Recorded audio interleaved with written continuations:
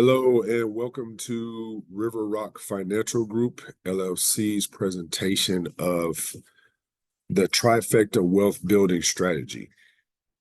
And my name is Max, and today I'll be presenting what I believe to be is one of the best strategies for wealth building using life insurance and annuities.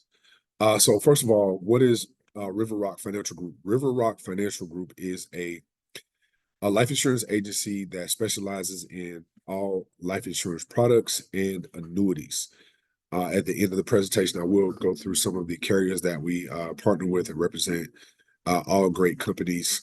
Please feel free to reach out to us on Instagram, Facebook, at River Rock Financial Group, LLC. All right, so without further ado, my name is Max, and the name of the agency is River Rock Financial Group. We are licensed to do business in Georgia, North Carolina, and Texas currently at the moment. So let's go ahead and jump right into it. And at the end, I'll recap some of the same things I just said as far as contact information. All right. So once again, my name is Max Wiltz. The website is rrfgwealth.com. The name of the agency is River Rock Financial Group. Today's presentation is the River Rock Trifecta strategy. Okay, and so let me cover myself.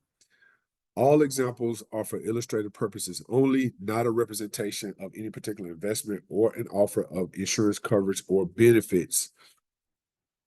Values shown are before tax. All withdrawals from a retirement plan are taxable as ordinary income. In most cases, please consult your expert tax advisor.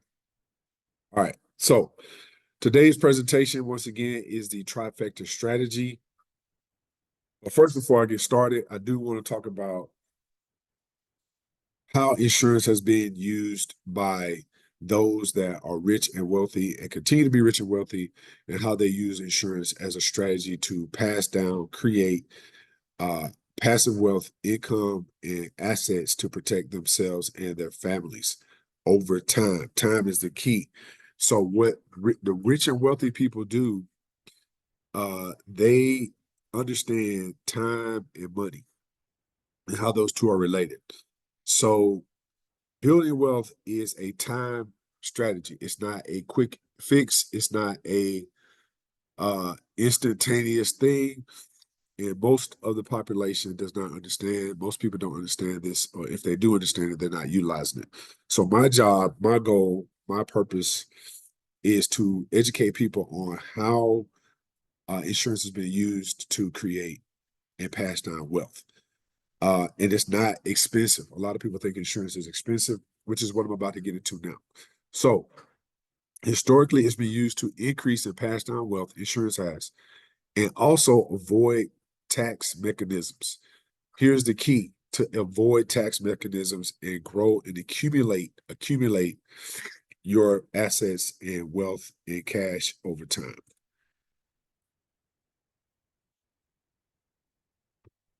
All right. So why do most people not have insurance? Here are 6 of the most common excuses and reasons as to why people don't have insurance. They think it's too expensive. When you talk about insurance, it makes them think of death. Everybody's going to die. They have a policy at their job. Employer policies are good in what they are used for, but they're not portable, most of them. They have excellent health or bad health. They have a lack of knowledge. I don't know too much about it. It's one of the comments. A lack of trust in carriers and agents and brokers. So we insure our cars, houses, boats, renters insurance. We insure everything, except most people will not insure themselves. They would not insure themselves. So to the first excuse, it's too expensive. Insurance is too expensive not to have. I personally have I have 2 policies on myself. You need to have at least a term policy, which is low cost. Many carriers have flexible plans and options available to people. Today's insurance landscape is a lot different.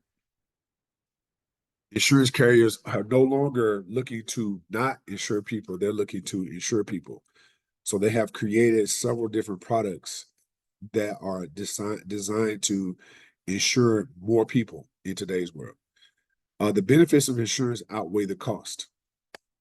There are so many ways that insurance can be used while you're alive uh, that it doesn't make sense to not have it. When you talk about insurance, it makes people think about death. A, you cannot avoid death. Everybody's going to leave this life. Instead of thinking about death, think about what legacy you're leaving. What are you passing to your family? Are you passing them debt? Are you passing them worry? In the time that you will be no longer here, they'll already have enough things to think about, as opposed to trying to figure out what to do next after they've taken care of all the arrangements. On top of that, the arrangements in themselves is going to be stressful. So when you're talking about insurance, things makes me think about death.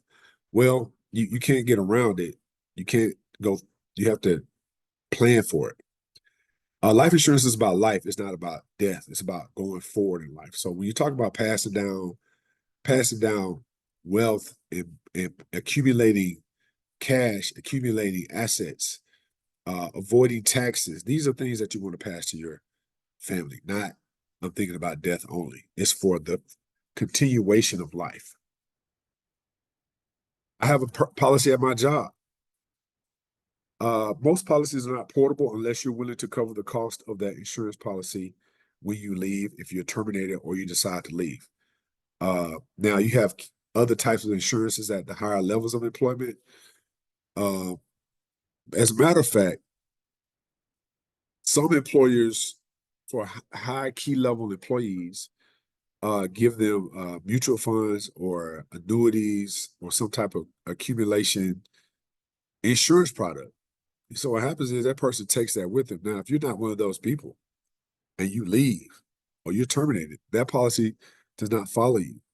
On top of that, those policies you can't you a lot of times you cannot determine your amounts. So for example, if you're an employee and you make $100,000 and you say, okay, I have life insurance on me, and they say, well, you can only get up to $100,000 life insurance policy. Well, you right there, they're taking the control out of your hands. Okay. This has no auxiliary benefits. A lot of times that benefit, what I mean by auxiliary benefit, like a living benefit, if you had a personal insurance policy, a living benefit would be if you have a terminal or chronic illness, you would then be able to access part of that face value.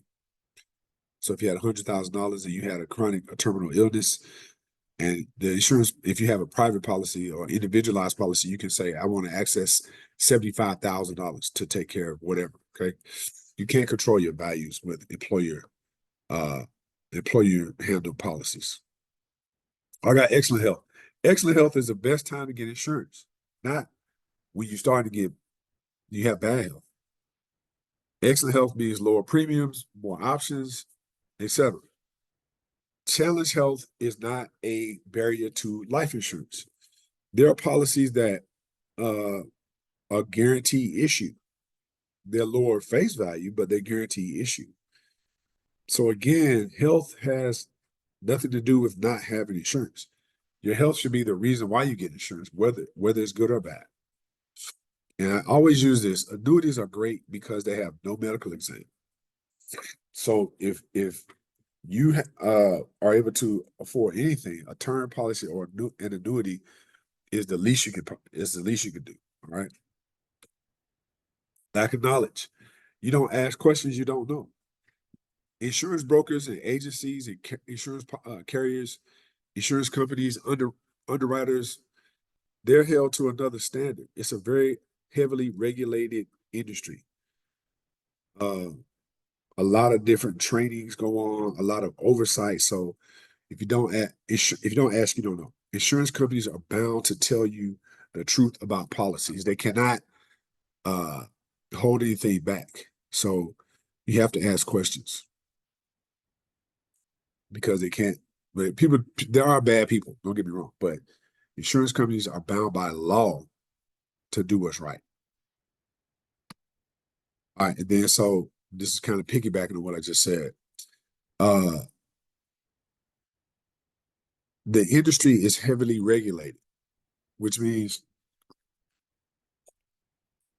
you have state regulation, you have federal regulation, background checks, and all types of things that are in place to make sure the public is not taken advantage of by insurance companies, agents, brokers, and agencies. Okay, it's a service that's designed to benefit, not take away. Insurance companies, carriers, and brokers and agents and agencies have to act in the best interest of their clients. All right, so that leads me to my next section, which is what is a trifecta, right? The trifecta wealth building strategy, or what I call just the trifecta, is a combination of three things. It's a combination of whole life insurance, which accumulates cash value, term life insurance, which has higher face amounts but lower premiums, and annuities, which guarantee you interest rates on your premiums and create a stream of income. So all have favorable tax advantages. What am I saying here? So you have three things, trifecta, that you're looking to accomplish with this particular strategy. Whole life carries your whole life. Pretty straightforward. Some people call it permanent insurance. Term life insurance goes either 10, 15, 20, or 30 years. Okay. And then annuities go as long as you pay the premium. So here's what happens. Let's say you live to 100 and the term life policy expires. And you also have return of premium policies, which will return your premium back to you, but I'm not getting to that today. So you have a term life policy that expires in 30 years. So you get a policy, let's say you get a policy when you're 50, it expires when you're 80. You still have the whole life accumulating cash value. It continues to accumulate, and you still have a death benefit to your beneficiaries. And the annuity that you've been paying to over those 30 years, you decide to start taking a stream of income to that from the annuity in, let's say, I don't know, 30 years. So at 30 years, you decide, okay, I'm going to start taking an income from my annuity. Then that continues to accumulate interest. So the strategy here is to have as much accumulation and interest accumulation on your premiums, as well as having the highest possible death benefit face values you can acquire. I'm going to show some examples here in a second. All right, so hopefully I've explained that the trifecta is to acquire these three types of policies at one time, and then don't touch, do not touch the interest. Do not touch, unless you absolutely have to. Don't touch the annuity. Don't touch the cash value accumulation in the whole life policy. And term life insurance does not have cash value accumulation. The other great thing about the whole life and term life policy is that they both have living benefit riders. What that means is if you have a terminal or chronic illness, you're able to access part of the face value. So if you have a whole life insurance policy, let's say $150,000, you can then access part of that $150,000 if your medical professional deems it that you have a terminal or chronic illness. All right, so here we go. Here's an example. So you get a whole life policy of $50,000, a term life policy of $100,000, and a $50 a month deferred annuity. Whole life $50,000, term life $100,000, $50,000 deferred annuity. Notice the word deferred. That means do not touch. I have to keep telling people that. Don't touch it. Example number two, you just flip it around. So you have a whole life policy of 100,000, a term life policy of 50,000, and a $50 a month deferred annuity. So you just increasing the whole, decreasing the term. That means that your term life can go up to 30 years, and then the whole life policy will then continue to accumulate value, all the while having the $50 a month deferred annuity. Example number three. So now you have a $50,000 whole life, $50,000 term life, and now you increase your deferred annuity by $50 to $100 a month deferred annuity. Now, in example four, what I've done is increase the term and kept the deferred annuity the same. All right, as you see, the whole life is still 50,000. And last but not least, example number five, which is example five. This is typo. $100,000 each. So you have a $100,000 whole life, $100,000 term life. And what I did here is for those people that have a one-time lump sum rollover, you can use what's called a multi-year guaranteed annuity, which is a great product because you're able to, let's say, for example, you have a 401k and you don't want to deal with the market ups and downs. What you could do then is say, okay, I have a 401k. I would like to use $10,000 of that and put it in a guaranteed annuity. And so for the first years, that multi-year guaranteed annuity is going to guarantee you X amount of percentage on your money. And then after those 3 years or 5 years of guaranteed interest rates, you could then either A, let it stay inside the annuity and continue to accumulate value, or you can start taking a stream of income. All right, so here's a real example, which I really like these. So here's a actual illustration I ran. Female, 29 years old. She's able to get a $50,000 whole life policy for $84 a month. Okay, $50,000. So that continues, and she could always increase the face amount of her whole life policy. She got a $50,000 whole life policy for $84 a month, and all these are designed to stay somewhere in the range of $200 a month for 3 different types of policies. I think that's a pretty good value. And so, of course, this whole life policy runs until she's 121. So we know people are living longer. All right. Okay. Here is the same person. And as you see here, it has the accelerated death benefit for terminal illness at $0 a month. So she can access part of the 50,000 if the medical professional deems her terminally ill. And then we've also attached the $50 a month annuity, flexible premium deferred annuity. You get a discount on the annuity. Usually annuities start at $100, but since you attach the annuity with the whole life policy, they allow you to reduce your contribution to the annuity to $50 a month. All right. And they guarantee, it's in black and white, 3% interest on your money. So she's 29. If she keeps going, hopefully so, and in 30 years she's 59, that annuity has accumulated over 30 years. The power of this is unbelievable. So what happens is she's then able to start receiving a stream of income from the annuity all the time, all the while having that whole life policy in force. And she can also increase the amount of her whole life policy for a certain period of time. So here is the $50,000 whole life policy. As you can see, at 10 years, her premiums accumulate cash value, all while still having the death benefit of $50,000. At 20 years, you see it's accumulated cash value at $50, 84 at $50,000 face value, and still having the death benefit. These premiums are level; they never change. Now, same person. Here's the beauty: a 30-year term policy of $100,000 a month for only $23. So right off the bat, Let's do some math real quick. 84.71, let's just say $85 plus 50. That's 130, right?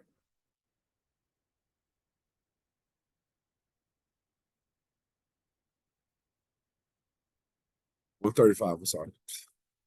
135 plus 23 plus $23, 23.32 is $158. So for $158 a month, this young lady has, with discipline, has provided her and her family a legacy that could continue while she's here and when she moves on. All right, so I did it right here. Here it is. So the total monthly premium is $158.03.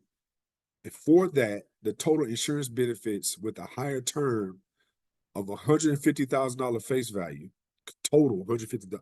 So the term plus the whole policy is $150,000 total face value. She has accelerated death benefits. The term can be converted in the future if she so chooses. Term policies do not accumulate cash value. However, they usually have higher face amounts. So this example one is probably the best example for most people. Okay.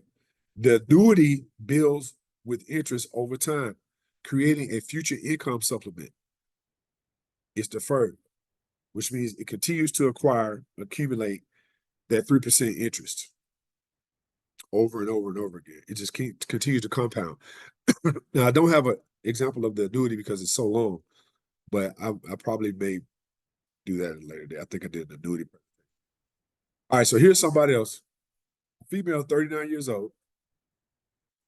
She wants a whole life policy of $100,000. Now, whole life policies, their premiums, their monthly premiums are usually higher. Don't ask me why. Insurance companies have several different calculations and actuaries, people that do math for a living, to figure out what to charge. But you still have the accelerated death benefit, accelerated death benefit, terminal illness. And you also see here that the deferred annuity is attached at $50. Now, if you just got an annuity by itself, this particular carrier and most carriers would try and say their least amount, their minimum amount on a monthly or deferred annuity is $100. So right here for $195.96, $195.96, this person has a deferred annuity and $100,000 of whole life permanent insurance. As you can see here, at $145 a month, the accumulation at year 10, she's 39. So at year 10, you see her cash value has accumulated. She still has a $100,000 death benefit. At year 20, you see the beauty of this thing. It's at $20,000. Her reduced paid up insurance is $55,000. And she has a death benefit of $100,000. Now, for her term insurance on her trifecta strategy, she chose to do $50,000 of term insurance at $21.58 a month. So let's look at her example. For a monthly premium of $217.54, her combined value, face value, is still $150,000 plus the annuity. She has a higher whole life policy this time. Well, I'm sorry, this person has a higher whole life policy. A face value of a whole life policy of $100,000. All right, so those two examples are what I wanted to touch on today. So just to recap, what is a trifecta strategy? The trifecta is using whole life, term life, and annuities to A, accumulate cash value for your life, and B, to have higher face value death benefits for your beneficiaries, C, to have accelerated death benefits that you can access while you're alive, Again, life insurance is about life, it's not about death. And then using an annuity to accumulate a stream of income in the future.